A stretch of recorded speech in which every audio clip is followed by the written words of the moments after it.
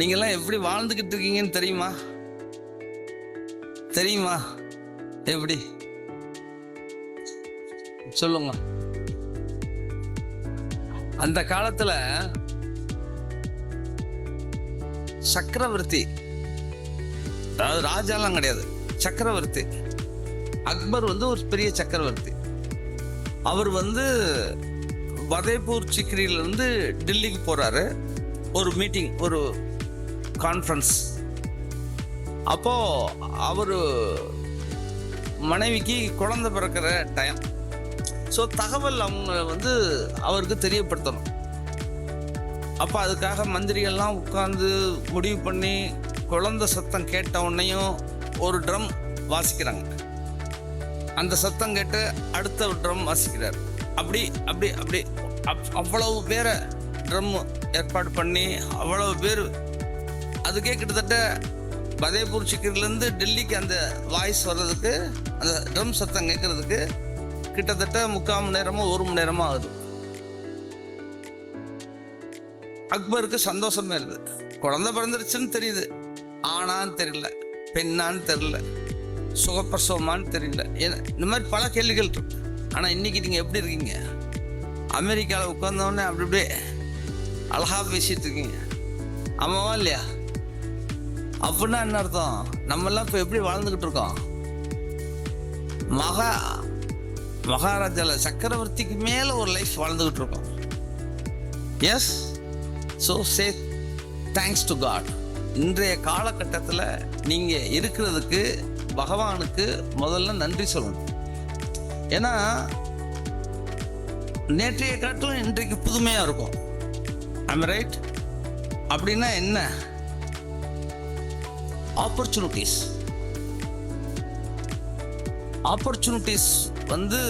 அவ்வளவு இருக்கு உங்களுக்கு. இப்போ ஃபோனில், கையில், நெட்டில், கம்ப்யூட்டரில் உங்களுக்கு எல்லாம் அவ்வளவு ஈஸியாக தெரியுது, பார்க்க முடியுது, அதை உடனேயும் தெரிஞ்சுக்க முடியுது. கூகுளில் போனால் எந்த கேள்விக்குனாலும் பதில் கிடைக்குது. நாங்கள்லாம் 77, 78 ஒரு விஷயம் கேட்கணும்னா இங்கேருந்து லைப்ரரிக்கு போவோம், நிறைய பேர்கிட்ட கேட்போம். அவங்க சொல்றதெல்லாம் ரைட்டா தப்பான்னு கூட தெரியாது, மண்டே ஆட்டுவோம். எங்களுக்கு தமிழ் தான் தெரியும், ஓரளவு இங்கிலீஷ் பேசுவோம், ஹிந்தி ஒன்றுமே தெரியாது. தமிழ்நாட்டை தாண்டதுனாலே அவ்வளவு தயக்கமாக இருக்கும். அப்போ எல்லாம் இப்போ எப்படி பாடம் நடத்துகிறாங்கன்னு எனக்கு தெரியல. அப்போ எனக்கு பள்ளிக்கூடத்துல எல்லாம் சொல்லி கொடுத்தது, வாய்ப்புகள் ஒரு முறைதான் கதவை தட்டும், சரியாக பிடிச்சுக்கோ, இல்லைன்னா விட்டுட்டினா உன்னைய விட்டுட்டு போயிடும். அப்படிதான் எனக்கு சொல்லி கொடுத்தாங்க. இப்போ எப்படி சொல்லி கொடுக்குறாங்க? பிரின்சிபல்கிட்ட தான் கேட்குறோம். இப்பயும் அதே கதையை தான் சொல்கிறாங்களா? இல்லை ஆமான்னு சொல்லுங்க, இல்லை இல்லைன்னு சொல்லுங்க. மண்டே ஆட்டா எனக்கு என்ன தெரியுது? இல்லை, இப்பயும் அதே கதை தான். அதாவது அவங்க சிலபஸ் இருக்கிறத சொல்லிக் கொடுப்பாங்கன்னு நினைக்கிறேன். But reality opportunities are hanging around. வாய்ப்புகள் நம்மளை சுற்றி கொட்டி கிடக்கிறது. எனக்கெல்லாம் இப்ப பார்க்கறதெல்லாம் வாய்ப்பா தெரியுது. ஒரு நாள் காலையில 7 to 8 மதுரையில குரு தியேட்டர்ல இருந்து அந்த நியூ ஜெயில் ரோட்ல, நான் அப்போ என்கிட்ட மாருதி ஓமினி வேன் இருந்தது. நானும் என் அசிஸ்டன்ட், என் டிரைவர் 3 பேரும் ஒரு கல்யாணம் வீட்டுக்கு போயிட்டு வர்றோம். அப்போ அந்த கேப்டன் ஹால் ஸ்கூலு, இதெல்லாம் மங்கை கிறிஸ்டி ஸ்கூல்லாம் இருக்கக்கூடிய இடத்துல நான் மூவ் பண்ணிட்டு இருக்கேன். அப்போ பார்க்குறேன் அங்கே நிறைய குழந்தைகள் புஸ்தகத்தை தூக்கிட்டு போயிட்டு இருக்காங்க. அப்போ உடனே நான் என்கிட்ட இருந்த அசிஸ்டண்ட்டை கூப்பிட்டு, டேய் இது என்னடா அப்படின்னு கேட்குறேன். குழந்தைகள்லாம் பள்ளிக்கூடத்துக்கு போயிட்டு இருக்காங்க, உனக்கு என்ன தோணுது அப்படின்னு கேட்குறேன். பிள்ளைங்கள்லாம் பள்ளிக்கூடத்துக்கு போகிறாங்க சார், இந்த ஏரியாவில் நிறைய ஸ்கூல் இருக்கு, மங்கை கிறிஸ்டி ஸ்கூல் இருக்கு, கேப்டன் ஸ்கூல் இருக்கு, பள்ளிக்கூடத்துக்கு போகிறாங்க. ஓகே, அடுத்து ஒரு 2 நிமிஷம் சென்று திருப்பி இந்த மாதிரி மதுரையில் இந்த மாதிரி நிறைய இடம் இருக்கு, சென்ட் மேரி ஸ்கூல் இருக்கு, நிர்மலா ஸ்கூல் இருக்கு, கீழவாணிமலை ஸ்கூல் இருக்கு, அப்படி அவனுக்கு தெரிஞ்சதெல்லாம் சொல்லிட்டு இருக்கான். நானும் எல்லாம் கேட்டுட்டு திருப்பி உனக்கு என்ன தோணுது அப்படின்னு ஒரு 4-5 தடவை கேட்டேன். அவனுக்கு பொறுமை இழந்துட்டேன். என்னை காலங்காத்தால கல்யாண வீட்டுக்கு போயிட்டு வர்றோம், நல்லா சாப்பிட்டு வந்திருக்கேன், என்ன தோணுதுன்னு போட்டு என்னைய போட்டு கொள்ளினா உனக்கு என்னன்னே தோணுது அப்படின்னு கேட்டேன். இவ்வளவு குழந்தைகளும் பெரிய ஆளானா தோடு போடணும், நெக்லஸ் போடணும், செயின் போடணும், கொலுசு போடணும், மோதிரம் போடணும், நம்ம கடை பத்தாதுன்னு தோணுதுடான்னு. அன்னைக்கு ஆரம்பிச்ச ஸ்பீடு தான் எல்லாம் உங்களாலதான், உங்களுக்காகத்தான். நாங்க இவ்வளவு தூரம் வளர்ந்ததுக்கு முக்கிய காரணமே நீங்க தான். அவ்வளவு, அதாவது எனக்கு என்ன அப்ப தோணுச்சுன்னா, இவ்வளவு பெரிய வாய்ப்பு இருக்கு, இவ்வளவு பெரிய மார்க்கெட் இருக்கு அப்படிங்கிறதே நான் பள்ளிக்கூடம் போகக்கூடிய குழந்தைகளை பார்த்து தான் நான் தெரிஞ்சுக்கிட்டேன். அதுக்கப்புறம் அது 94-95 இருக்கும். அப்புறம் ஒரு 4-5 வருஷம் சென்று பெரிய கடையை நாங்க ஸ்டார்ட் பண்ணோம். அப்புறம் இப்படியெல்லாம் வரும்போது, அதாவது என்னுடைய முக்கியமான ஒரு சப்ஜெக்ட் நான் உங்களுக்கு சொல்ல விரும்புறேன். அதாவது எங்க நிறுவனத்தினுடைய வளர்ச்சியில ஒரு முக்கியமான கோர் என்ன அப்படின்னா, உன்னை சுற்றி நடப்பவைகளை சம்பவமாக பார்க்காமல் அனுபவமாக பார். அந்த அனுபவத்தை உன்னுடைய வியாபாரத்துல இணைச்சுப்பா. இவ்வளவுதான் நான் பண்ணது. அப்போ காலத்துடைய மாற்றங்களை நான் பார்த்துக்கிட்டே இருக்கேன். அப்பதான் கம்ப்யூட்டர்லாம் உள்ளார வருது, சாஃப்ட்வேர் வருது. அதாவது என்ன சொல்றேன்னா, இனோவேஷன், டெக்னாலஜில நாங்க 2000 வருஷத்துக்கு முன்னாடி இருந்தே நாங்க இன்வெஸ்ட் பண்ண ஆரம்பிச்சிட்டோம். அந்த டெக்னாலஜியை யூஸ் பண்ண ஆரம்பிச்சிட்டோம். அப்படியெல்லாம் பண்ணதுடைய விளைவு 2007ல SAP அப்படிங்கிற ஒரு இன்டர்நேஷனல் பிளாட்ஃபாரத்தை நாங்க கையில் எடுத்தோம். அப்புறம் அந்த SAP இன்டகிரேஷன் பண்றதுக்கு மஹேந்திரா கம்பெனிக்கு நாங்க ஆர்டர் கொடுத்தோம். ஆனா 2008ல அந்த ட்வின் டவர் ப்ராப்ளம் வந்தோன்னையும் அந்த மஹேந்திரா கம்பெனி அந்த பிளாட்ஃபாரத்தை இன்னொருத்தவங்களுக்கு வித்துட்டாங்க. எங்கள்கிட்ட ஒரு வருஷமா அந்த கம்பெனில வேலை பார்த்த பிள்ளைங்க ஒரு மெயில் போட்டாங்க, இன்னிலிருந்து உனக்கு வேலை கிடையாது, நாங்க இது வித்துட்டோம் அப்படின்னு சொல்லி. நான் சாயங்காலம் கடைக்கு வர்றேன். அந்த பசங்க 4 பேர் நின்றுக்கிட்டு ரொம்ப வெக்ஸ் ஆகி போயிருந்தாங்க. என்னப்பா அப்படின்னு கேட்டேன். இந்த மாதிரி வந்துருச்சு, நாங்க என்ன செய்யறது? அப்படியா, சரி, ஒன்றும் தப்பு இல்லை, உன் பே ஸ்லிப்லாம் இருக்கா? இருக்கு, கொடு. இந்த டெக்னாலஜி கம்பெனியை நம்ம கம்பெனிக்காக இன்னைக்கே ஸ்டார்ட் பண்றோம் அப்படின்னு சொல்லிட்டு கீழே கிட்டத்தட்ட அழுதுகிட்டு இருந்தவனை கூட்டு போய் இந்த மாதிரி ஒரு குத்து விளக்கு ஏற்றி வச்சு தங்கமயில் டெக்குக்கு இம்மீடியட்டா ஸ்டார்ட் பண்ணும். அதாவது டிசிஷன் நான் என்ன சொல்றேன்னா, காலத்துக்கு ஏற்ற மாதிரி உடனே நம்ம எடுத்தோம். அன்னைக்கு ஆரம்பிச்சுதான் இன்னைக்கு எங்க கம்பெனில டெக்னாலஜி ஓரியன்டாவே கிட்டத்தட்ட 60 பேர் வேலை பார்க்குறாங்க. இப்ப லேட்டஸ்டா டிஜி கோல்னு ஒன்று இன்ட்ரடியூஸ் பண்ணியிருக்கோம், அதுல ஒரு 60 பேர் வேலை பார்க்குறாங்க. அதாவது வாய்ப்புகளை நம்ம உருவாக்கணும். வாய்ப்புகளும் நம்மளை தேடி வரும். ஆனா நம்ம காலத்துக்கு தகுந்த மாதிரி நம்ம வாய்ப்புகளை உருவாக்கணும்.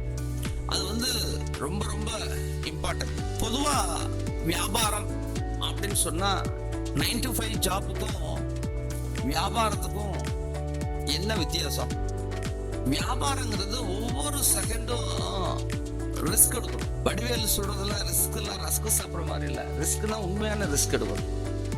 அப்படின்னா வியாபாரம் பண்ணா த்ரில்லிங்கா இருக்கும். ஒவ்வொரு செகண்ட் எப்படி இருக்கும்? த்ரில்லிங்கா இருக்கும், கிரியேட்டிவிட்டிவா இருக்கும். என்ன செய்யணும், ஏது செய்யணும், எப்படி போகணும். இப்படி இப்ப கிரிக்கெட்ல ஒருத்தர் ஹூக்லி போட்டார்னா எப்படி விளையாடணும், ஒருத்தர் ஃபாஸ்ட் பால் போட்டார்னா எப்படி விளையாடணும்.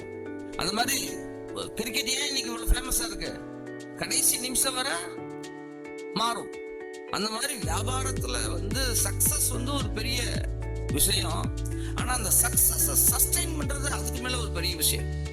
அதெல்லாம் எப்படின்னா, நீங்க ரொம்ப இன்ட்ரெஸ்டா அதை வந்து ஆர்வமா பார்க்கணும். இப்போ இதுக்கெல்லாம் எங்க இருந்து கத்துக்கணும் சொல்லுங்க? ஸ்கூல் தான். ஒன்றும் பெரிய விஷயம்லாம் இல்லை. இப்போ நம்மள்கிட்ட ஒரே கிளாஸு, ஒரே வாத்தியார், லைப்ரரி எல்லாமே ஒன்றா தான் இருக்கு. ஒரு பையன் 90 மார்க் வாங்குறான், ஒரு பையன் 60 மார்க் வாங்குறான். ஆமாவா இல்லையா? ஏன்னு நீங்க செக் பண்ணிருக்கீங்களா? ஏன் நீங்க உங்களையே நீங்க கேட்டிருக்கீங்களா? நான் கேட்டதில்லை. இன்னைக்கு நீங்க எல்லாம் கெட்டிக்கார பிள்ளைங்க கேட்பீங்கன்னு நினைக்கிறேன். அன்னன்னைக்கு பாடத்தை அன்னன்னைக்கு ப்ரிப்பேர் பண்றவன் 90 மார்க் வாங்கிடுவான். ஏன்னா ஆப்பர்ச்சுனிட்டி பரீட்சைங்கிறது எப்ப வரும்னா அவனுக்கு தெரியுதோ தெரியலையோ, ஏன்னா அன்னன்னைக்கு வேலையை அன்னன்னைக்கு முடிச்சிடறான். ஸோ வந்து பிளான், ப்ரிப்பேர், எக்ஸிகியூஷன் இது இருந்தா சக்சஸ் தானா வரும். இப்போ இதைத்தான் நீங்க வந்து பள்ளிக்கூடத்துல படிச்சுட்டு இருக்கீங்க. இதேதான் வியாபாரம்னா ஒன்றும் பெரிய இது இல்லை. நல்லா பிளான் பண்ணணும், ப்ரிப்பேர் பண்ணணும், அதுக்கப்புறம் தான் எக்ஸிகியூஷன்ல போகணும். ஆனா இன்னைக்கு இருக்கிற 90% ஆஃப் த வியாபார பெருமக்கள் பிளானும் பண்றதில்ல, ப்ரிப்பேரும் பண்றதில்ல, ஒன்லி எக்ஸிகியூஷன். அவன் சொன்னா இவன் சொன்னான்னு சொல்லி குதிச்சிடும். அதுக்கப்புறம் போய் பார்த்தா தான் தெரியும் அதுல உள்ள ரிஸ்க் என்னன்னு சொல்லி. ஸோ ரொம்ப வியாபாரத்தை பத்தி தெரிஞ்சுக்கணும், வியாபாரத்தை பத்தி புரிஞ்சுக்கணும். அதுக்கு தகுந்த மாதிரி உங்களை நீங்க தகுதி உடையவராக ஆக்கிக்கணும். இப்ப நீங்க படிக்கிறீங்கல்ல, அப்படின்னா என்ன?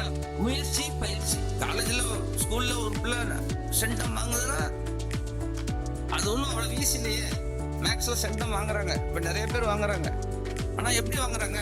முயற்சி பயிற்சி பண்றதுனால தானே வாங்குறாங்க. அதே கிளாஸ்ல அதே மேக்ஸ்ல 50 மார்க் வாங்குற பிள்ளைங்க இருக்கத்தானே செய்யுது. அப்ப என்ன டிஃபரன்ஸ்? அந்த முயற்சி பயிற்சி தான். அத இதேதான் பள்ளிக்கூடத்துல பண்ற மாதிரியே தொழிலையும் நீங்க வந்து ப்ரிப்பேர் பண்ணி அதை கவனிச்சு கரெக்டா பிளான் பண்ணி இறங்கணும்னா நம்மளால ஈஸியா ஜெயிக்க முடியும். இன்னொரு விஷயம் என்னன்னா, இந்த இடத்துல நான் வந்து நிறைய எங்க நிறுவனத்தை பத்தியே பேசுவேன். ஏன்னா எனக்கு அதுதான் தெரியும். அது ரொம்ப முக்கியம் இல்லை. தெரிஞ்சது தானே சொல்லணும், தெரியாத வந்து நான் சொல்லக்கூடாதுல்ல. நிறைய பேரு நாங்க வந்து பிரான்ச்சஸ் வைக்கணும் அப்படின்னு முடிவெடுத்தோடனே அதுக்கே நிறைய பேர் எங்களை வந்து, அதாவது இந்தியன் கிராப் அப்படின்னு சொல்லுவாங்க. ஒரு நண்டு ஏறினா பிடிச்சு கீழே இழுத்து விடும். அந்த மாதிரி எங்களை சொந்த பந்தவங்களாம் சொன்னாங்க. நாங்க அதெல்லாம் தாண்டி தான் பிரான்ச் போட்டோம். அந்த பிரான்ச் போடும் போதே நாங்க முடிவெடுத்துட்டோம். என்ன முடிவெடுத்தோம்? மேனேஜர் ட்ரிவன் கம்பெனியா இருக்கணும், ஓனர் ட்ரிவன் கம்பெனியா இருக்க கூடாது. அப்போ ஒரு பிரான்ச்சை நான் மேனேஜரை வச்சு ட்ரிவன் பண்ண முடியும், சக்சஸ்ஃபுல்லா நடத்த முடியும்னா தான் அடுத்தடுத்த பிரான்ச் நான் போக முடியும். இல்ல எது எடுத்தாலும் ஓனர் தங்க கடை ஓனரே உட்கார்ந்து வியாபாரம் பண்ணணும் அப்படின்னா அந்த இது தேவையில்லைன்னு சொல்லி நாங்க முதல்லயே வந்து நிறைய சாஃப்ட்வேர்ல இன்வெஸ்ட் பண்ணோம், டெக்னாலஜில இன்வெஸ்ட் பண்ணோம். ரொம்ப சிறப்பான முறையில் தயார்படுத்தி தான் நாங்கள் போகிறோம். நாங்கள் வந்து முதல்ல பிரான்ச் வந்து 2008 வருஷம் ராஜபாளையத்தில் போட்டோம். ஏன் ராஜபாளையத்தில் போட்டோம்? இப்படித்தான். நான் உங்களை மாதிரி பள்ளிக்கூடத்தில் படிக்கும்போது எனக்கு சக்கரவர்த்தி சிவாஜி பத்தின கதையை பள்ளிக்கூடத்தில் சொல்லி கொடுத்தான். அதை நான் எல்லாரையும் போய் காதல வாங்கினேன். ஆனா அந்த சிவாஜி கதை மட்டும் என் மனசுல இருந்துச்சு. அந்த சிவாஜி வந்து ஒரு முகலாயர் அரசனால தோற்கடிக்கப்பட்டு காட்டுல இருப்பார். ஆனா அவர் அடிக்கடி படைய திரட்டிட்டு வந்து அந்த தலைநகரத்துல போட்டி போடுவார், சண்டை போடுவார். தலைநகரத்துல ஃபுல் சௌரியத்தோட அந்த முகலாய ராஜா இருக்கிறதுனால அவரை விரட்டி விட்டுருவார், அடிச்சு துரத்தி. கிட்டத்தட்ட இந்த மாதிரி ஒரு 10-12 தடவை அவர் வந்து தோல்வியை சந்திச்சிருவார். ஒரு நாள் மாறு வேடத்துல அவரு அந்த சொந்த ஊருக்கு வந்து மாறாட்டத்துல அப்படியே வீதி உலா வந்துகிட்டு இருக்க, என்ன நடக்குது, எப்படி இருக்கு நம்ம ஊரு அப்படிங்கிறத பார்க்கலாம். அப்ப அவருக்கு பசி, பாட்டிக்கிட்ட சாப்பாடு கேட்கிறாரு. அவங்களும் அவருக்கு சாப்பாடு ப்ரொவைட் பண்றாங்க. சாப்பாடு போட்டாச்சு, சோறு சுட சுட சோறு போட்டாச்சு, மையத்துல குழம்பு ஊத்தியாச்சு. நம்ம சிவாஜி நடுவுல போய் கை வைக்கிற, நடுவுல கை வச்சா என்ன கை சுடும். அப்படின்னு ஒரு கையை எடுக்கிறார். உடனே அந்த பாட்டி சொல்லுது, ஏன்னா அது சிவாஜி மாதிரி முட்டாளா இருக்க அப்படின்னு கேட்கு. இவருக்கு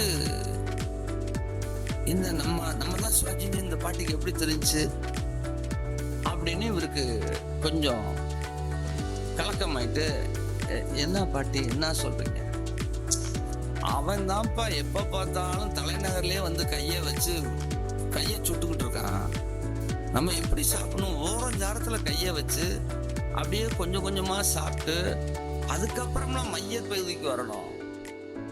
இந்த கதை எனக்கு சின்ன பிள்ளையில வாத்தியார் சொல்லி கொடுத்தது அவ்வளவு தூரம் பதிஞ்சு போச்சு.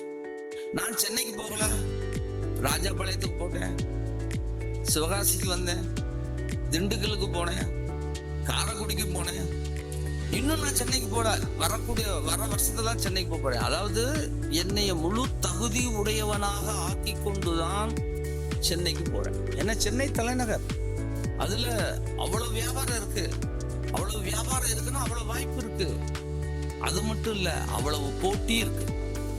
அப்போ நம்ம வந்து ஒரு இடத்துல போய் நம்ம ஜெயிக்கணும் அப்படின்னு சொன்னா பிளானிங் ரொம்ப ரொம்ப இம்பார்ட்டன்ட். அதுக்கப்புறம் பயிற்சி, அதுக்கப்புறம் முயற்சி. அதாவது நம்மளை வந்து ஃபுல் எக்யூப்டா ஆக்கிக்கிட்டோங்கிற கான்ஃபிடன்ஸ் நமக்கு வரும். அப்போ சுத்தி அந்த கதையில உள்ள கிளைமேக்ஸே இதுதான். எவ்வளவு பேரு நம்ம வீட்டுல சோறு போட்டு மையத்துல குழம்பு ஊத்துறோன்னே கையை வச்சிருக்கோம், சும்மா கை தூக்கு. ஒரு பிள்ளை கூட லேசா தூக்குறேன், எப்படிப்பா நல்லா தூக்கு, பரவாயில்ல, நீங்க எல்லாம் சிவாஜியா வந்துருங்க, என்னைய மாதிரி மாத்திக்கிங்க. சிவாஜி தான்ப்பா நம்ம ஊர்ல மராட்டிய சக்கரவர்த்தி, தெரியுமா இல்லையா? தெரியாதா? மகாராஷ்டிரா போய் பாருங்கப்பா, அங்க வந்து சத்ரபதி சிவாஜினா அப்படி இருக்கும். இதுல இருந்து என்ன தெரியுதுன்னா, நம்மளுடைய வேற நம்ம தெரிஞ்சுக்கல, வேறுனா என்ன? இப்ப நீங்க இதெல்லாம் தெரிஞ்சுக்கணும்னு நான் சொல்றேன்.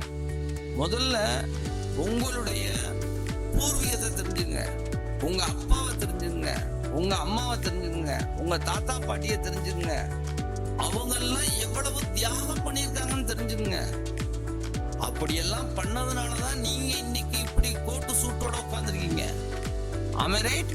அப்போ நம்ம வந்து முதல்ல வந்து நம்மளுடைய ஆரிஜினை நம்ம தெரிஞ்சுக்கணும். சிவகாசினா எவ்வளவு பெரிய ஆரிஜின் தெரியுமா? சாதாரண ஆரிஜின் இல்ல. இந்த ஊருக்கு Kaliswari fireworks Shanmugam Nadar, national fireworks Aiyan Nadar, national litho press Arunagiri Nadar, carnation litho press Gnanagiri Nadar, அதுக்கப்புறம் மெட்டல் பவுடர் கம்பெனி வைரப்பிரகாசம். இவங்கெல்லாம் இந்த ஊருக்கு எவ்வளவு உழைச்சிருக்காங்க, எவ்வளவு சம்பாத்தியம் பண்ணி கொடுத்துருக்காங்க, இந்த ஊரை எப்படி பிரகாசமா வாழ வச்சிருக்காங்க.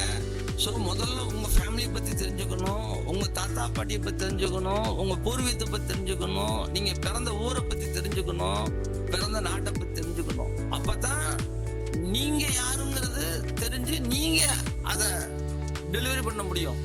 இப்பயும் உங்க ஊர்ல நிறைய பெரிய பெரிய வியாபாரிகள் இருக்கத்தான் செய்யறாங்க. சிவகாசி வந்து ஒன்னும் சுமாரான இடம் இல்ல. இப்போ ஃபயர் ஒர்க்ஸ் எடுத்துக்கிட்டீங்கன்னா Kaliswari, standard, Anil fire works இருக்கு. மேட்சஸ்ல எடுத்தீங்கன்னா Payaniyar, Asia matches, Hind matches, Sundaravel matches இருக்கு. பிரிண்டிங் இண்டஸ்ட்ரீஸ்ல எடுத்துட்டீங்கன்னா Srinivasa fine arts, lovely offset, oriental litho group, இப்படி பல பேர் இருக்காங்க. ஆனா இப்போ உங்க கரஸ்பாண்டன்ட் என்கிட்ட வந்து ரிக்வஸ்ட் பண்ணது, எல்லாரும் இருக்காங்க சார், ஆனா எங்க பிள்ளைங்க எல்லாம் வேலைக்கு போயிடும் சார், எங்க பிள்ளைங்க எல்லாம் வேலைக்கு போயிடுறாங்க அப்படின்னு சொல்றாரு. ஏன்னா இப்ப நிறைய பிள்ளைங்களை வந்து ஊக்குவிக்காம கொஞ்சம் அவங்கள வந்து இந்த வேலைக்கு போறதுல பாதி காரணம் பேரண்ட்ஸோட மனநிலையும் ரொம்ப ரொம்ப முக்கியம். ஸோ நான் வந்து இந்த இடத்துல இன்னும் 2 விஷயத்த நான் வந்து உங்களுக்கு வந்து சொல்ல விரும்புறேன். ஒரு லைஃப் சைக்கிள்னு ஒன்று இருக்கு. அது உங்களுக்கு தெரியுமா தெரியாதான்னு தெரியல.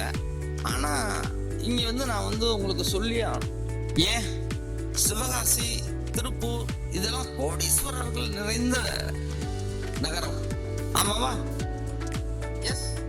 ஏன்னா நான் சின்ன பிள்ளையிலே பார்த்துருக்கேன். பெரிய பெரிய காரு, எல்லாம் சிவாசிலையும் திருப்பூர்லேயும் தான் இருக்கும். மதுரையில் கூட அவ்வளவு இருக்காது. பெரிய பெரிய கோடீஸ்வரர்கள் நிறைந்த ஊர். அதில் என்ன சிக்கல்னா, நான் சொல்கிறேன், எல்லாரும் மனசில் வாங்கிக்கோங்க. நீங்கள் எல்லாம் எந்த நிலையில் இருக்கீங்கன்னு பார்த்துக்கோங்க. எப்படி மாறணும் நீங்களே முடிவு பண்ணிக்கோங்க. கோடீஸ்வரன் பிள்ளை சுகவாசி, ரைட்டா? சுகவாசி பிள்ளை சோம்பேறி, ரைட்டா? சோம்பேறி பிள்ளை பரதேசி, பரதேசி பிள்ளை தொழிலாளி, தொழிலாளி பிள்ளை முதலாளி, முதலாளி பிள்ளை கோடீஸ்வரன். இந்த சைக்கிள் 6 சைக்கிளும் ஒருத்தரே ஒரு லைஃப்ல அடையலாம், அல்லது ஒவ்வொருத்தரும் ஒவ்வொரு லைஃப்ல அடையலாம். இதெல்லாம் வந்து எங்க அப்பா எனக்கு சொல்லி கொடுத்தாரு. நீங்க நல்லா கவனிச்சு பாத்தீங்கன்னா, அந்த கோடீஸ்வரர் தான் நல்லா ஹார்ட் ஒர்க் பண்ணுவாங்க. ஏன்? அவங்க பொருளாதாரத்தை இன்னும் கொஞ்சம் மேலே. இப்ப உங்க கரஸ்பாண்டன்ட் சொன்னாரு, என்ன சொன்னாரு? 1% of Indians having 40% of the wealth in India அப்படின்னு சொன்னாரு. நீங்க தெரிஞ்சுங்க. ஆனா என்னவாக வரணும்? What do you want to be? நீ என்னவாக வரணும் அப்படிங்கிறத யார் முடிவு பண்ணணும்? நீங்க தான் முடிவு பண்ணணும். இங்க அதாவது உங்கள மாதிரி உள்ள பிள்ளைங்களுக்கு சில கஷ்டங்கள் இருக்கு. என்ன கஷ்டம்னு சொல்றேன். நீங்க XYZ வாங்க வர விரும்புவீங்க. ஆனா உங்க பேரண்ட்ஸ் வந்து, எங்க அப்பா என்னை டாக்டர் படிக்கணும்னு சொன்னாரு, நான் படிக்கல. எங்க அப்பா என்னை இன்ஜினியர் ஆக்கி பார்க்கணும்னு ஆசைப்பட்டாரு, நான் ஆகல. நீயாவது ஆகு அப்படின்னு ஒரு ப்ரெஷர் இருக்கா இல்லையா? ஆமால இல்லையா? இல்ல இல்லைன்னா பரவாயில்ல. நிறைய பேருக்கு இருக்கு தெரியும். பசங்க வந்து அடக்கி வாசிக்கிறாங்க, அவ்வளவுதான். என்ன அதாவது, நான் ஒரு கேள்வி கேட்டேன், what you want to be, நீ என்னவாக விரும்புகிறாய் அப்படிங்கிறது வந்து அந்த ஆசை, அந்த அர்ஜு யாருக்கு இருக்கணும்? உங்களுக்கு இருக்கணும். அந்த ஆசையோ அச்சோ கடன் வாங்கின ஆசையா இருக்கக்கூடாது. அப்பா சொன்னாரு அதுக்காக நான் படிச்சேன், அம்மா சொன்னாங்க அதுக்காக நான் படிச்சேன். No no no no. அவங்க காலத்துல அந்த சூழ்நிலையில என்னமா இருந்துச்சு. இன்னைக்கு வானம் தான் இல்ல, அவ்வளவு தூரம் உங்களுக்கு வாய்ப்புகள் இருக்கு. அந்த வாய்ப்புகள்லாம் உங்க அப்பா அம்மாவுக்கு தெரியுமா தெரியாதான்னு தெரியாது. அவங்க பழைய பஞ்சாங்கம் பாடிட்டே இருக்கலாம், பரவாயில்ல. ஆனா அத அவங்களுடைய பணத்தை நீங்க பயன்படுத்துறீங்க. ஐ மீன் அவங்களுடைய ரத்தத்தை வேர்வையாக மாத்தி அவங்க உனக்கு செலவழிக்கிறாங்க. அப்பேற்பட்ட பணத்தை நீங்க வாங்கினீங்கன்னா அதை நீங்க வந்து முழுமையாக பயன்படுத்த வேண்டும். ஏனோ தானோன்னு வாங்கிட்டு ஏதோ நம்ம வந்து, அப்பா அம்மா வந்து ஒரு ஏடிஎம் கிடையாது, எப்ப பார்த்தாலும் பணம் கேட்டா எடுத்து கொடுக்குற மிஷின் கிடையாது. அவங்க உனக்கு செய்யறதுக்கு கடமைப்பட்டிருக்காங்க. ஆனா அந்த பணத்தை வாங்கி பயன்படுத்த வேண்டிய கட்டாயம் யாருக்கு இருக்கு? பிள்ளைங்களாகிய உங்களுக்கு தான் இருக்கு. மிக சிறப்பான முறையில நீங்க உங்களுடைய விஷன், மிஷன், எய்ம் இதெல்லாம் நல்லா பெருசா கற்பனை பண்ணுங்க. சும்மா அறகுறையெல்லாம் கற்பனை பண்ணாதீங்க. நம்ம நாடு வந்து அவ்வளவு வளர்ச்சிக்கு உண்டான ஒரு தேசம், அவ்வளவு தேவை இருக்கு. உங்கள்கிட்ட நான் வந்து என்னை பத்தி சில விஷயங்கள் சொல்றேன். அதாவது 1979-80 எங்க அப்பா எனக்கு கடன் கொடுத்தது வந்து 10க்கு 10. அன்னைக்கு 12 கிலோ தங்கம் கொடுத்தாங்க. ஒரு அப்ராக்சிமேட்டா 7,20,000 rupees பொறுத்து. அதை வச்சுதான் நாம இன்னைக்கு இவ்வளவு பெரிய வளர்ச்சி அடைஞ்சிருக்கோம். இன்னைக்கு எங்களுடைய பிசினஸ் ஏரியா மட்டுமே கிட்டத்தட்ட 80,000 ஸ்கொயர் ஃபீட் இருக்கும். பிசினஸ் ஏரியா மட்டும். எங்களுடைய கம்பெனில ஒர்க் பண்றவங்க more than 2,300 people. ஸோ அவ்வளவு பேர் நாங்க இணைந்து வேலை பார்க்கிறோம். இதுல வந்து என்ன ஒரு விஷயம் அப்படின்னு சொன்னா, எங்க கம்பெனில இன்றைக்கு இந்த அளவுக்கு நாங்க வளர்ந்துருக்கோம் அப்படின்னா கூட்டு முயற்சி, கூட்டு பயிற்சி, ஒற்றுமை இதெல்லாம் தாண்டி we never give employment, we give empowerment to our employees. நீங்க உங்களுடைய செல்ஃப், நீங்க எதுல ஸ்ட்ரென்த், எதுல வீக்னஸ், மார்க்கெட்ல எங்க ஆப்பர்ச்சுனிட்டி இருக்கு, எங்க த்ரெட் இருக்கு, இத 4 SWOT அனாலிசிஸை நீங்க வந்து இந்த வயசுல இருந்தே இப்போ நீங்க உங்களுக்கு பண்ணுங்க, உங்க நண்பர்களுக்கு பண்ணுங்க, உங்க ஸ்கூலுக்கு பண்ணுங்க, உங்க காலேஜுக்கு பண்ணுங்க. இப்போ நீங்க ஒரு இடத்துல போய் சேர போறீங்க அப்படின்னா அந்த காலேஜுக்கு பண்ணுங்க. இப்படி எது எடுத்தாலும் நீங்க வந்து இந்த சின்ன வயசுல அந்த ஸ்வாட் அனாலிசிஸை பண்ணி பண்ணி பண்ணி பார்த்து நீங்க முடிவு எடுத்தீங்கன்னு சொன்னா டிசிஷன் டேக்கிங்கும் வந்து உங்களுக்கு வந்து ரொம்ப வேகமா இருக்கும். ரொம்ப அது செஞ்சு செஞ்சு பார்க்க பார்க்க உங்களுக்கே உங்களுடைய முன்னேற்றம் சிறப்பா தெரிய வரும். அப்போ உங்களுக்கு அடிப்படையான தொழில் தெரியணும், தொழில் நல்லா தெரியணும், தொழிலை சிறப்பா பண்ண தெரியணும், தொழிலை நிர்வாகம் பண்ண தெரியணும். இப்போ எங்களுடைய சக்சஸை ஃபைனலா ஒரு வார்த்தை சொல்லி முடிக்கிறேன். Team and technology. We invest in people. People மேல தான் நாங்க இன்வெஸ்ட் பண்ணுவோம், டெக்னாலஜி மேல தான் நாங்க இன்வெஸ்ட் பண்ணுவோம். நான் நகைக்கடைக்காரனா இருக்கலாம், தங்கமும் வச்சிருப்பேன், ஆனா அதுல இருந்து சம்பாத்தியம் பண்ணா எனக்கு சரியான விற்பனையாளர் தேவை, சரியான நிர்வாகி தேவை. ஒவ்வொரு முடிவுகளையும் நானே வந்து அந்த இடத்துல எடுத்துட்டு இருக்க கூடாது. முடியாதுன்னு இல்ல, கூடாது.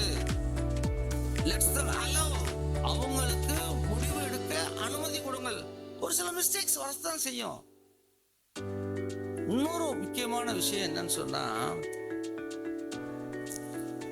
ஒரு பையன் சேட்டையே பண்ணல, நல்ல பையனா இருக்கான். ஒரு பையன் குறும்புக்கார பையனா இருக்கான், சேட்டை பண்ணிக்கிட்டே இருக்கான், அட்டூழியம் பண்ணிக்கிட்டே இருக்கான். யார் சிறப்பா வருவா ஃபியூச்சர்ல? இந்த சேட்டை பண்றேன் தான் வருவான். ஏன்னா அவனுக்கு தான் தாம் பண்ற நல்லது கெட்டதுல இருந்து பாடம் கத்துக்க முடியும்.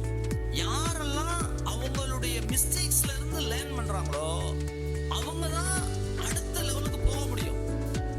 நான் சும்மாவே இருக்கேன், இவன் அமைதியா இருக்கேன் அப்படின்னா இவன் ஒரு வேலையும் பார்க்கறது இல்ல. அப்ப எங்க மிஸ்டேக் வரும்போது அவன் சும்மா தானே இருப்பான். அவன்கிட்ட ஒன்றும் ப்ரொடக்டிவிட்டி இருக்காது, மிஸ்டேக் இருக்காது. பட் அது சின்ன வயசுலன்னா சரியா இருக்கும். வளர வளர வளர எதையாவது நம்ம செய்து கொண்டே இருக்க வேண்டும். மிஸ்டேக்ஸ் பண்ணிக்கிட்டே இருக்கணும். அந்த மிஸ்டேக்ஸ்ல இருந்து லேர்னிங் பண்ணணும். நம்மள்ட்ட வந்து ஒரு பெரிய மிஸ்டேக் இருக்கு. என்னன்னா, தோத்துட்டோம் அப்படின்னா அதை அப்படியே தூக்கி போட்டு போயிடுறது. ஏன், எதற்கு, எவ்வாறு அப்படின்னு நம்ம கேட்கறதே இல்லை. அதை கேட்டு அதை தெரிஞ்சு அந்த மிஸ்டேக்கை நம்ம வந்து ஃபைன் டியூன் பண்ணோம்னா ஆட்டோமேட்டிக்கா நம்ம வந்து ஜெயிச்சிடலாம். ஹரே கிருஷ்ணா. எனக்கு உண்டான டைம் முடிஞ்சிருச்சு. நான் நிறைய விஷயம் உங்களுக்கு சொல்லியிருக்கேன். உங்களுக்கு என்னென்ன கேள்விகள் இருக்கோ அடுத்த ஒரு 15 நிமிஷத்துல நீங்க கேட்குற கேள்விக்கு நான் பதில் சொல்றேன். Please sir. நீங்க வேலையை பகிர்ந்து கொடுக்கணும்னு சொன்னீங்களே சார்? ஆமா, வேலையை பகிர்ந்து கொடுக்கணும். ஆமா. லெட்ஸே இப்போ உங்களுக்கு ஒரு சேல்ஸ்மேன் வேணும். அந்த சேல்ஸ்மேனில் நீங்கள் என்னென்ன கேரக்டரிஸ்டிக்ஸ் எதிர்பார்ப்பீங்க சார்? அவன் எப்படி இருக்கணும் இந்த மாதிரி? ஏன் தொழிலுக்கு ஒண்ணுமே வேணாம்ப்பா, சிரிச்சா போதும். இப்ப நிறைய பேர் சிரிக்கவே மாட்டேங்கிறான்பா. நீங்க தான் சிரிக்கிறீங்க. நாங்க வந்து எங்க தொழிலுக்கு என்ன வேணும்னா பேசிக் திங்ஸ் இருந்தா போதும்பா. ஒரு விஷயம் நான் இந்த இடத்துல சொல்ல விரும்புறேன். நான் வந்து என்கிட்ட களிமண்ணா கொடுத்தா போதும், நான் பிள்ளையார ஆக்கிடுவேன். ஆனா அவன் பிள்ளையாராவே வந்தான்னு வச்சுக்க, அவனை அனுமானம் மாற்ற முடியாது. சொல்ற புரியுதா? புரியல சார். புரியலையா? சரி, நான் சொல்றேன், இன்னும் கொஞ்சம் விளக்கமா சொல்றேன். ஒரு பாகவதர், அதாவது சங்கீதம் கற்றுக் கொடுக்குற பாகவதர்கிட்ட 2 ஸ்டூடெண்ட்ஸ் போறாங்க. 2 பேர் போய் என்னைய உங்களுடைய சிஷியரா ஏத்துக்கங்க அப்படின்னு கேட்குறாங்க. உன்னையும் அவர் கேட்குறாரு, உனக்கு என்ன தெரியும்? அந்த பையன் என்னென்னமோ சொல்கிறான், எனக்கு அந்த ராகம் தெரியும், இந்த தாளம் தெரியும், அது தெரியும், இதை தெரியும்னு சொல்லி கேட்குறான். சரி, நீ மாதம் 500 ரூபா கொடு, சேர்ந்துக்க அப்படின்னு சொல்லிடுறாரு. 2வது பையன், உனக்கு என்னப்பா தெரியும்? எனக்கு ஒன்றுமே தெரியாது. அப்போ நீ 50 ரூபா கொடு, சேர்ந்துக்க அப்படின்னு சொல்றாரு. உடனே பையனுக்கு கோவம் வந்துருச்சு. என்ன சார், அவனுக்கு ஒண்ணுமே தெரியல, வெறும் 50 ரூபா கேட்குறீங்க, எனக்கு என்னென்ன தெரியும்னு நான் சொல்றேன், என்கிட்ட போய் 500 ரூபா மண்டையில ஓங்கி அடிச்சு இதை மறக்கடிக்கிறதுக்கே எனக்கு 1 வருஷம் ஆகும்டா. நான் சொல்றது புரியுதா? எம்டி ஜாரா வந்தீங்கன்னா எவ்வளவு நாள் நான் டீ ஊத்துனா அதுல கொல்லும். ஓ மனசு நிறைஞ்சு வந்தீங்கன்னா அந்த சாயா வெளியே தான் போகும். ஸோ எனக்கு வந்து எம்டி பீப்புள் மனசுல எனக்கு தங்க தொழிலே தெரியாது, நான் தெரிஞ்சுக்கிறேன், என்னைய வளர்த்து விடுங்க அப்படின்னு வந்தா போதும், நான் செத்துக்கிறேன். But what differentiates the gold between your gold and the gold of other companies? Very simple பா. 2 கண்ணு, 2 காது, 1 வாய், 1 மூக்கு, 2 கை, 2 கால். உன் பேர் என்ன? Prajit. ஆ Prajit. பிரஜின். இப்போ மற்றவங்களுக்குலாம் என்ன இருக்கு? The same, but the but they are all different, they are all unique. நான் சொல்ல புரியுதா? இந்த தம்பிக்கும் அதான் இருக்கு, உன் பக்கத்துல உட்காந்துருக்கவனுக்கு அதான் இருக்கு. ஆனா என்ன டிஃபரன்ஸ்? யூனிக். ஒவ்வொரு நபரும் தனித்தனியான நபர்கள். அந்த மாதிரி நீ ஜுவல்லரி ட்ரேட்ல வந்து பார்த்தீங்கன்னா ஒவ்வொரு நகைக்கும் தனித்தனியான வித்தியாசங்கள் இருக்கும். அது உங்களுக்கு மேலிருந்து பார்த்தா தெரியாது. இப்ப நம்ம சொல்றோம்ல, சவுத் ஆப்பிரிக்காக்காரனை பார்த்தா எல்லாம் ஒரே மாதிரி இருக்கான், சைனாக்காரனை பார்த்தாலும் சப்ப முக்கம் எல்லாம் ஒரே மாதிரி இருக்கான், ஆனா அவனுக்கு வித்தியாசம் தெரியுதுல்ல. சொல்ற புரியுதாப்பா? அந்த மாதிரி வாங்கி போடுறாங்கள தாய்க்குளம், அவங்களுக்கு தெளிவா வித்தியாசம் தெரியும். உனக்கு தெரியுதோ தெரியலையோ, உங்க அம்மாவுக்கு தெரியும், உன் சிஸ்டருக்கு தெரியும். நீ அடிக்கடி நகைக்கடைக்கு வந்தீங்கன்னா உனக்கும் தெரியும். பகவான் உன்னை அடிக்கடி நகைக்கடைக்கு வந்து தங்கம் வாங்குற மாதிரி வைக்கும்படி கேட்டுக்கொள்கிறேன். Good evening sir. ஸோ பிஸ்னஸில் வந்து நிறைய அப்ஸ் அண்ட் டவுன்ஸ்லாம் இருக்கும். நீங்கள் உங்களோட ஃபெயிலியர்ஸ் எல்லாம் நீங்கள் எப்படி ஃபேஸ் பண்ணீங்க? என்னப்பா உங்க பிரின்சிபல் உங்கள்கிட்ட சொல்லி வச்சிருந்தாங்களா, இல்லை நீங்க பிரின்சிபல்கிட்ட பேசியிருந்தீங்களா? Very good. இந்த 2 கேள்வியும் பிரின்சிபல் என்கிட்ட கேட்டாங்க, நான் கொஞ்சம் ஃப்ளோவில் விட்டுட்டேன். அதாவது ரொம்ப ரொம்ப இம்பார்ட்டன்ட் இது. அப்ஸ் அண்ட் டவுன்ஸ் வந்து வந்துச்சுன்னா என்ன செய்யணும்? தங்க வியாபாரத்தில் நஷ்டம் வந்து கேள்விப்பட்டிருக்கீங்களா? தங்க வியாபாரத்தில் நஷ்டம் வந்து கேள்விப்பட்டிருக்கீங்களா? கேள்விப்பட்டது இல்லை. தங்க வியாபாரத்திலே நஷ்டம் 2013, 14, 14, 15 எங்கள் கம்பெனிக்கு மிகப்பெரிய லாஸ். அதாவது ஸ்டாக் நான் 3050 ரூபாய்க்கு வாங்குவேன், விற்கும்போது 3000 ரூபாய். இன்வென்ட்ரி வந்து வேல்யூ குறைஞ்சிக்கிட்டே வந்துச்சு. அந்த 2 வருஷமா எங்களுக்கு வந்து மிகப்பெரிய லாஸ். அதை வந்து நாங்கள் வந்து எப்படி டேர்ன் அரவுண்ட் பண்ணோம், இதுதான் கொஸ்டின். Very simple. இப்போ நான் அந்த தம்பிக்கு பேசும்போது என்ன சொன்னேன்? ஃபினான்சியல் ஒழுக்கம் இருக்கணும்னு சொன்னேன். அதை வந்து நான் வந்து சின்ன பிள்ளையிலேருந்து கடைப்பிடிப்பேன். இப்போ நிறைய வியாபாரிகள் செய்யக்கூடிய தவறு என்ன? நாங்கள் என்ன தவறு செய்யலை, எப்படி அதுல இருந்து மேல் நோக்கி வந்தோம்? இதுதானே உங்களுடைய கொஸ்டின். அதுக்கு நான் வேற விதமா கேட்கிறேன். Why profit? ஒரு வியாபாரம் பண்றோம், ப்ராஃபிட் எதுக்கு? நீ இன்ட்ரெஸ்ட் எடுத்துக்கிற, வாடகை எடுத்துற, பேங்க் கொடுத்துற, சம்பளம் எடுத்துக்கிற, டெப்ரிசியேஷன் போட்டுற, அப்புறம் எதுக்கு ப்ராஃபிட்டு சொல்றா தங்கம்? நான் சொல்றேன், why profit for future losses. அதாவது நாங்கள் என்ன பண்ணோம்னா எங்களுடைய ப்ராஃபிட் எல்லாம் அக்குமுலேட் பண்ணி எங்கள் தொழிலையே நாங்கள் வச்சுருந்தோம்.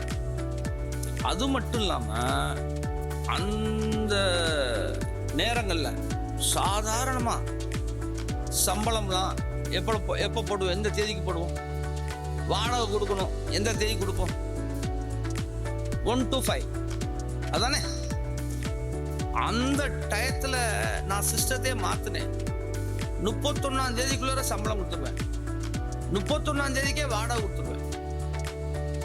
ஏன்னா செலவுகளை எல்லாம் நான் வந்து கால்குலேட் பண்ணிட்டே இருப்பேன்.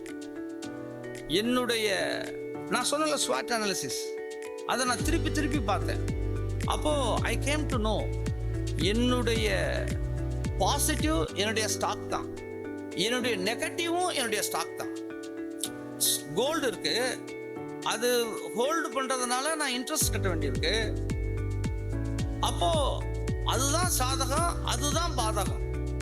அதையெல்லாம் புரிஞ்சுண்டு டெக்னாலஜியை யூஸ் பண்ணி எனக்கு வந்து ஆப்பர்ச்சுனிட்டி லாஸ் வந்துடக்கூடாது, பட் ஸ்டாக்கை குறைக்கணும்.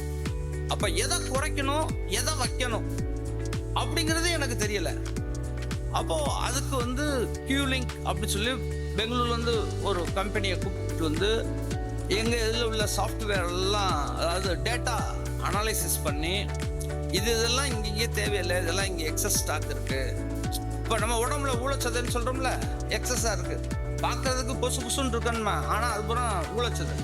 அதெல்லாம் ட்ரிம் பண்ணி நாங்கள் பேங்க்கில் கட்டி அந்த 2 வருஷம் பேலன்ஸ் ஷீட்டை ஸ்லிம் பண்ணி கன்சால்டேட் பண்ணி, அதாவது நம்மளை வந்து ஸ்லிம் ஆக்கி ஆரோக்கியமாக்கி செலவை குறைச்சி வரவை கூட்டி ஒரு 2-3 இயர்ஸ் நாங்கள் வந்து கன்சால்டேஷன் அந்த ஃபேஸில் இருந்தோம். அதனால நாங்கள் வந்து லாஸ்ல இருந்து ப்ராஃபிட்டுக்கு மாறிட்டோம். அதாவது ஆப்ரேட்டிங் ப்ராஃபிட் இருக்கும், இன்வென்ட்ரி லாஸ் அது நம்ம கையில் இல்லை. உலகத்தில் இப்போ தங்க விலை ஏறுதுன்னு எல்லாரும் சந்தோஷப்படுறோம், இறங்குனா அதையும் நாங்கள் ஃபேஸ் பண்ணோம்.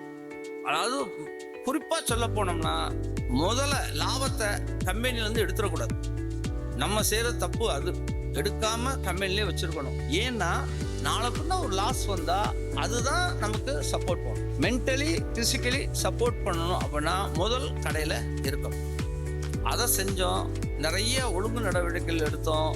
எங்களை நாங்கள் நிறைய டெக்னாலஜியில் அந்த 3 வருஷம் இன்வெஸ்ட்மெண்ட் பண்ணோம். சப்ளை செயின் மேனேஜ்மெண்ட்டை சரி பண்ணோம், சேல்ஸை சரி பண்ணோம்.